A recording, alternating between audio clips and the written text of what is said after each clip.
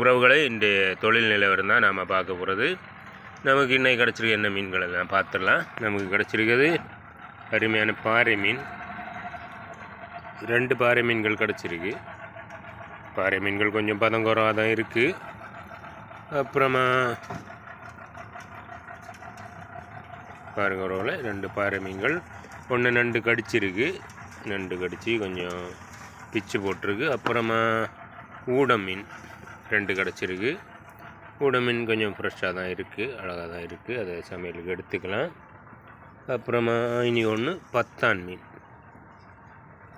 பத்தான் மீன் கொஞ்சம் பரவாயில்லாமல் இருக்குது, நாம் சமையலுக்கு எடுத்துக்கலாம், ஃப்ரை பண்ணதை இதுக்காக எடுத்துக்கலாம்.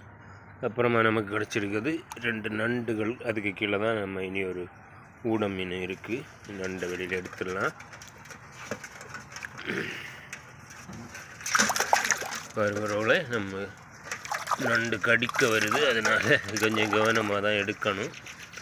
பாருங்கள், அருமையான நீல நிற நண்டு. நமக்கு இன்னைக்கு கிடச்ச மீன் ரொம்ப பெரிய நண்டு தான், பரவாயில்லை. இனி ஒன்று அதே போல் தான் நீல நிற ஆண் நண்டு தான் நமக்கு கிடச்சிருக்கு. அருமையான 2 நண்டுகளும். அப்புறமா நமக்கு கிடச்சிருக்குது ஒரு நவரை மீனும் கிடச்சிருக்கு, சின்ன நவரை மீன். பாருங்க உறவுகளை, அருமையான நவரை மீன். இதையும் நண்டு தான் கடிச்சிருக்கு. நண்டு ஓடி தண்ணியில் விழப்போகுது, அதான் கொஞ்சம் அதை காப்பாற்ற முயற்சி பண்ணிட்டுருக்கேன், நம்ம தப்பிடக்கூடாதே.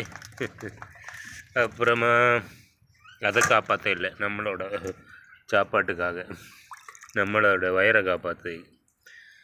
தண்ணியில் விழுந்துட்டால் அது ரட்சப்பட்டுவிடும், நம்ம தான் பட்டினி கிடக்க வேண்டியது இருக்கும். அப்புறமா உறவுகளே, அருமையான ஊடம் மீன் தான் நமக்கு கிடச்சிருக்கிறது. அருமையான 2 ஊடம் மீன்களும், ஒரு பத்தான் மீன், ஒரு நவரை மீன், அப்புறமா 2 பாறை மீன்களும் கிடச்சிருக்கு. அருமையாக நமக்கு இதில் நல்லா இருக்க மீனை எடுத்து குழம்புக்கு எடுத்துக்கிட்டு அப்புறமா ஃப்ரை பண்ண தான் போகிறோம், பொரித்து சாப்பிட்லான்னு தான். பாக்கி மீன்களை நாம் வெட்டி துண்டு துண்டோட வெட்டி நண்டுகளுக்கு, கடலில் மீன்களுக்கு போட்டுடலாம். ஓகே உறவுகளே, பாய்.